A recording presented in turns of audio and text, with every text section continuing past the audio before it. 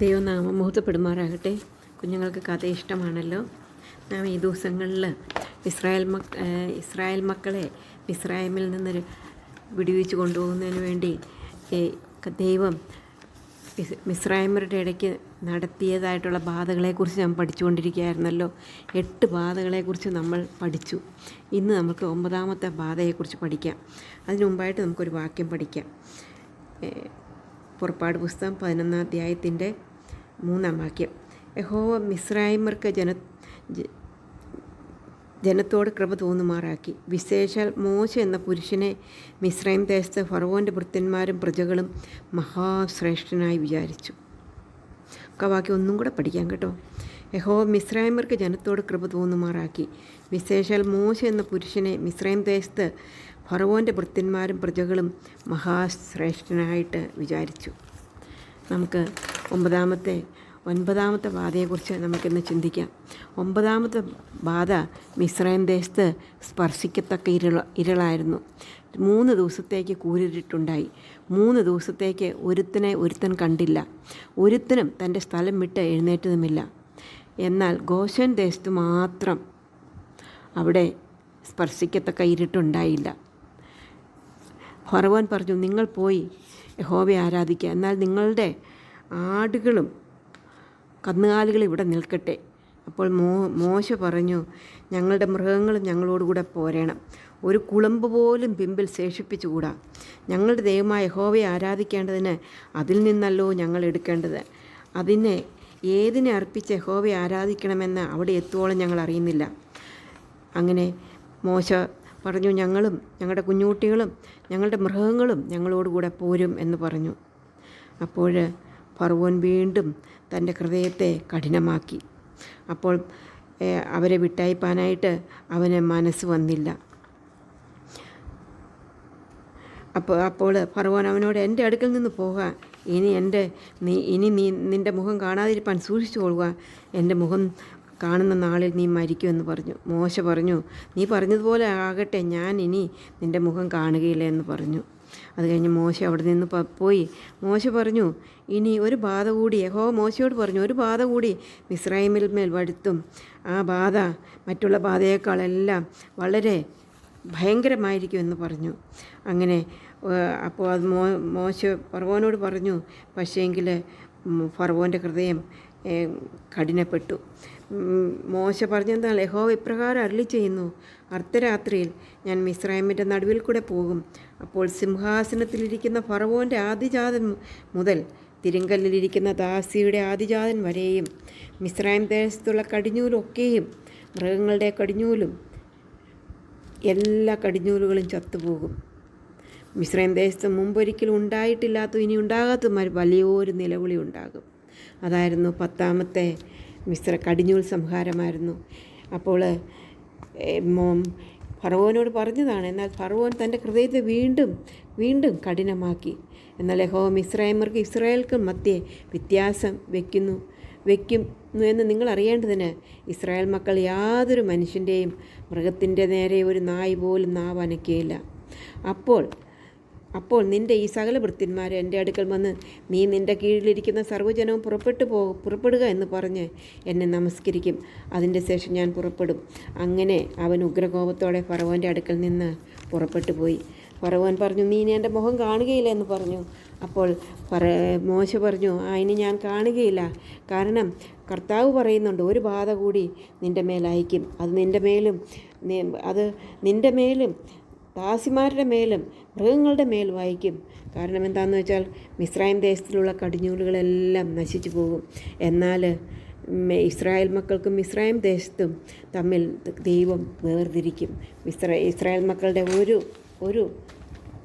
ഒരു നായ് പോലും നാവനക്കിയില്ല. അപ്പോൾ ഞാൻ യഹോവയെന്ന് നിങ്ങൾ അറിയും.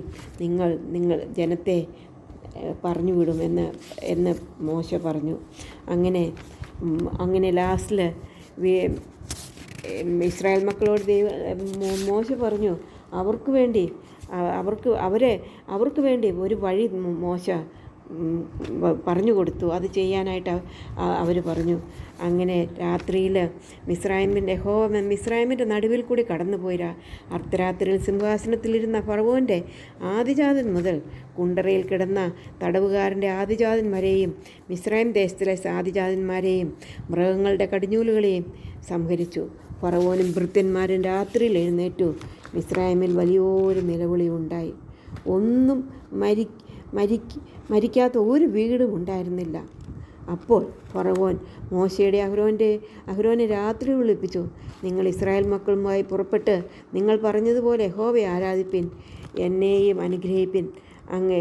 അങ്ങനെ ഇസ്രായേൽ മക്കൾ ഏകദേശം 6,00,000 പുരുഷന്മാർ കാൽനടയായിട്ട് റംസോസിൽ നിന്ന് സുക്കോത്തിലേക്ക് യാത്ര പുറപ്പെട്ടു. അവരോട് അനേക സമ്മിശ്ര ജാതികളും അവരോടുകൂടെ പോന്നു. ഇസ്രായേൽ മക്കൾ മിസ്രൈമിൽ കഴിച്ച പരദേശവാസം 430 സംവത്സരമായിരുന്നു. 430 സംവത്സരം കഴിഞ്ഞ ശേഷം ദൈവം പറഞ്ഞതുപോലെ തന്നെ ആ ദിവസം തന്നെ യഹോവയുടെ ഗണങ്ങൾ മിസ്രൈം ദേശത്ത് നിന്ന് പുറപ്പെട്ടു. ദൈവം സർവശക്തനാണെന്ന് നമുക്ക് മനസ്സിലാക്കാനായിട്ട് സാധിക്കും. ഇതിൽ അനേക ഗുണപാഠങ്ങൾ ഉണ്ട്. ഒന്നാമതായിട്ട് എത്ര ചാൻസ് കിട്ടിയിട്ടും ഫറവോൻ ആ ചാൻസ് എല്ലാം കളഞ്ഞ് ഫറവോൻ്റെ ഹൃദയത്തെ കഠിനമാക്കുന്നു. രണ്ടാമതായിട്ട് നമുക്ക് മനസ്സിലാക്കാനായിട്ട് സാധിക്കും, ദൈവം സർവശക്തനാണെന്നുള്ളത് കാണിച്ചു കൊടുത്തു. സകല കടിഞ്ഞൂലുകളും മിസ്രൈമിൻ്റെ സകല കടിഞ്ഞൂലുകളും മനുഷ്യൻ്റെയും മൃഗങ്ങളുടെയും കടിഞ്ഞൂലുകൾ കർത്താവ് സംഹരിച്ചു എന്ന് കാണാനായിട്ട് സാധിക്കും. മൂന്നാമതായിട്ട് കാണാനായിട്ട് സാധിക്കും, ദൈവത്തിൻ്റെ ജനത്തെ ദൈവം സൂക്ഷിച്ചു. ഇസ്രായേലിലുള്ള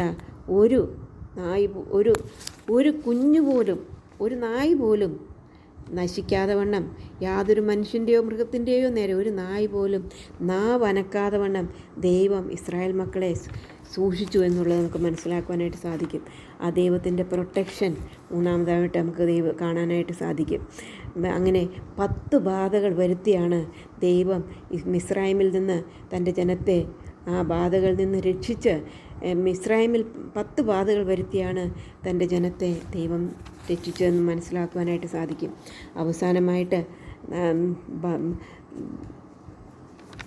ഫറവോൻ പറയുകയാണ്, നിങ്ങൾ പൊക്കോ, എന്നെയും കൂടി അനുഗ്രഹിക്കണമേ എന്ന് ഫറവോൻ പറയുന്നതായിട്ട് നമുക്ക് കാണാനായിട്ട് സാധിക്കും. ഫറവോൻ അങ്ങനെ ഇസ്രായേൽ മക്കൾ മിസ്രൈമിൽ നിന്ന് 6,00,000 ആൾക്കാർ പുറപ്പെട്ടതായിട്ട്, 6,00,000 പുരുഷന്മാർ മാത്രമായിട്ട് പുറപ്പെട്ടതായിട്ട് നമുക്ക് കാണാനായിട്ട് സാധിക്കും.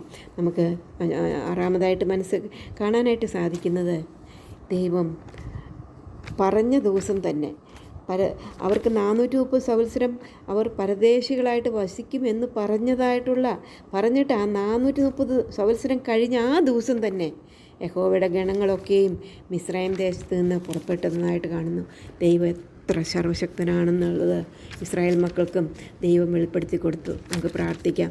സ്നേഹവാനായ ദൈവമേ, ഞങ്ങൾ നിന്നെ നന്ദിയുള്ള ഹൃദയത്തോടെ സ്തുതിക്കുന്നു, സ്തോത്രം ചെയ്യുന്നു. ഞങ്ങളുടെ ദൈവം എത്ര സർവശക്തനാണെന്ന് ഒരു പ്രാവശ്യം കൂടെ മനസ്സിലാക്കുവാൻ തക്കവണ്ണം ഞങ്ങളെ സഹായിച്ചുകൊണ്ട് ഞങ്ങൾ നിന്നെ സ്തുതിക്കുന്നു. കർത്താവിൻ്റെ വാക്കുകളെല്ലാം അത് ഒരിക്കലും മാറാത്തതാണ്. അതോർത്ത് ഞങ്ങൾ നിന്നെ സ്തുതിക്കുന്നു, സ്തോത്രം ചെയ്യുന്നു. 430 വർഷം പ്രവാസം എന്ന് പറഞ്ഞപ്പോൾ 430 വർഷം തന്നെ ഒരു ദിവസം പോലും നീളാതെ വണ്ണം അതിനുശേഷം അവർ അവിടെ നിന്ന് പുറപ്പെട്ടതായിട്ട് ഞങ്ങൾ വായിക്കുന്നു. കർത്താവെ, നീ എത്ര മഹാൻ, എത്ര സർവശക്തൻ. ഞങ്ങൾ അത് മനസ്സിലാക്കിക്കൊണ്ട് ജീവിപ്പാൻ ഞങ്ങളെ സഹായിക്കണമേ. ഞങ്ങളുടെ കർത്താവെ, ഞങ്ങളുടെ പരീക്ഷയിൽ അകപ്പെടാതെ വണ്ണം ഞങ്ങളെ സൂക്ഷിക്കണമേ. ഞങ്ങളുടെ മാതാപിതാക്കന്മാരെ, ഞങ്ങളുടെ പ്രിയപ്പെട്ടവരെ സൂക്ഷിക്കണമേ. കർത്താവിന് വേണ്ടി ജീവിപ്പാൻ ഞങ്ങളെ സഹായിക്കണമേ. പ്രാർത്ഥന കേട്ടുകൊണ്ട് സ്തോത്രം. യേശു കർത്താവിൻ്റെ നാമത്തിൽ താഴ്മയും വിനയമായിട്ട് അപേക്ഷിക്കുന്നു. ആമീൻ. കുഞ്ഞുങ്ങൾക്ക് കഥ ഇഷ്ടപ്പെട്ടെങ്കിൽ എന്ത് ചെയ്യണം? ഷെയർ ചെയ്യണം, സബ്സ്ക്രൈബ് ചെയ്യണം, ബെല്ലൈക്കണിൽ കൈ അമർത്തണം. ഓക്കെ കുഞ്ഞുങ്ങളെ, bye. May God bless you all.